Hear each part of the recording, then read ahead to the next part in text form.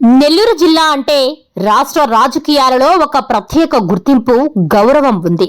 రాష్ట్ర రాజకీయాన్ని ప్రభావితం చేయగల నాయకులు అది ఏ పార్టీ అయినా నెల్లూరు వారే అయి ఉండేవారు. బెజవాడ గోపాల్ రెడ్డి, ఏసీ సుబ్బారెడ్డి, నేదురుమల్లి జనార్దన్ రెడ్డి వంటి వారు కాంగ్రెస్ లో పెద్దరికం వహిస్తే, నల్లపరెడ్డి శ్రీనివాసులరెడ్డి, బెజవాడ పాపిరెడ్డి వంటి వారు తెలుగుదేశాన్ని శాసించేవారు. బీజేపీలో వెంకయ్య నాయుడు, కమ్యూనిస్టులలో పుచ్చలపల్లి సుందరయ్య సంగతి చెప్పనవసరం లేదు. నెల్లూరు నేతల స్థాయి, శక్తి, పలుకుబడి, ప్రభావాలను గమనించిన ఏ ముఖ్యమంత్రి అయినా నెల్లూరు జిల్లా విషయంలో కొంత జాగ్రత్త పాటించేవారు, ప్రాధాన్యత ఇచ్చేవారు. ఒక దశలో నెల్లూరు జిల్లాకు చెందిన వారు పార్లమెంటులో 11 మంది సభ్యులు ఉండేవారని సమాచారం. దురదృష్టవశాత్తు ఇప్పుడు పరిస్థితి తారుమారైపోయింది.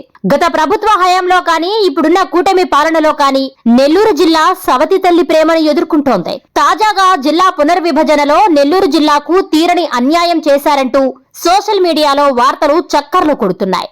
ముఖ్యమంత్రి చంద్రబాబు నాయుడు, జగన్ హయాంలో జిల్లాల విభజన జరిగినప్పుడే గూడూరు నియోజకవర్గాన్ని నెల్లూరులో కలపాలన్న డిమాండ్ బలంగా వినిపించింది. ఎన్నికల సమయంలో చంద్రబాబు నాయుడు నేను గద్దె ఎక్కితే గూడూరును నెల్లూరులో కలుపుతానని హామీ కూడా ఇచ్చారు. ఈ యొక్క గూడూరు నెల్లూరు జిల్లాలో ఉండాలని మీరందరూ కోరుకుంటున్నారు.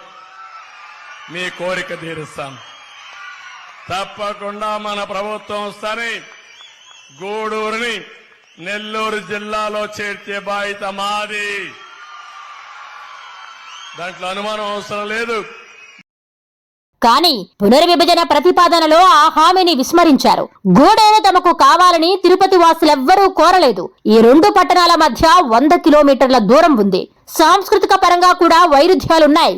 తిరుపతిలో చిత్తూరు జిల్లా రాజకీయ వాసన, గూడూరులో నెల్లూరు జిల్లా సంస్కృతి పరిమళం రెండూ వేరువేరు. భౌగోళికంగా కూడా గూడూరు గ్రామాల వారికి తిరుపతి వెళ్లి రావడం కష్టమైన ప్రయాణం. నెల్లూరు అన్ని విధాలా అనుకూలం.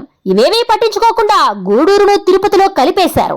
దీనిపై గూడూరు ఎమ్మెల్యే పాసం సునీల్ కుమార్ కోట మండలంలో ప్రజా దర్బార్ కార్యక్రమంలో పాల్గొని ఆయన భావోద్వేగాలతో మాట్లాడారు. తను గూడూరు ప్రజల వైపే ఉన్నానని, అవసరమైతే రాజకీయాల నుండి తప్పుకుంటాననే వ్యాఖ్యలు చేశారు.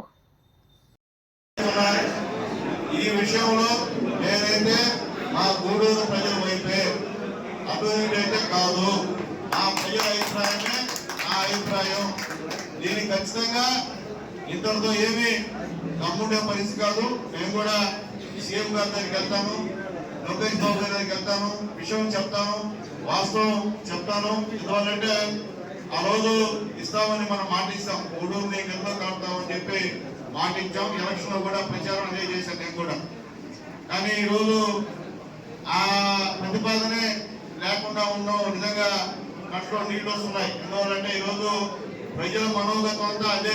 ముఖ్యంగా పేదవాళ్ళు ఒక అద్దె తీసుకెళ్లాలంటే ఎంత ఇబ్బందో అర్థమయ్యే పరిస్థితి. ఈరోజు ఎమ్మెల్యేలు పోవాలన్నా అక్కడ ఎంత దూరంగా అధికారులు ఆఫీసులు ఉంటాయో అర్థం కానటువంటి పరిస్థితి. పేదవాళ్ళు అక్కడ పోయే పరిస్థితి మార్పు లేదు. అది ఏమైనా నాకు రాజకీయంగా అంత భవిష్యత్తు లేకపోయినా నేనైతే ఈ విషయంలో కట్టుకోవడానికి కూడా నేను మాటిస్తున్నా. ఇది పొడికలే చేయట్లేదు, ఇది పొడికలే చేయాల్సిన అవసరం లేదు. ఇది ఎందువల్లంటే నా ప్రజల అభిష్టం, నేను వేరే ఇతర పార్టీల అభిష్టంగా నెరవేర్చే బాధ్యత మీ అందరి దైవాలకు గెలిచినటువంటి నాకు ఉంది. కాలాది కాకపోతే నేను కూడా రాజకీయాల్లో నిర్మించుకుంటాను. దాంట్లో రెండో మాట్లాడని చెప్పి నేను మళ్ళీ తెలియజేస్తున్నా. ఎవరు చెప్పరు. కానీ మమ్మల్ని నెల్లూరులో కనపడి జిల్లా చేయమని చెప్పి అడుగుతున్నారు. ఇంతమంది మనసులో ఉన్నటువంటి ఆవేదన, బాధ నాకు అర్థమవుతుంది. కాబట్టి ముఖ్యమంత్రి గారికి ఖచ్చితంగా మీ అందరి ఆవేదనని, బాధను కూడా తెలియజేయాల్సిన బాధ్యత నా మీద. కాబట్టి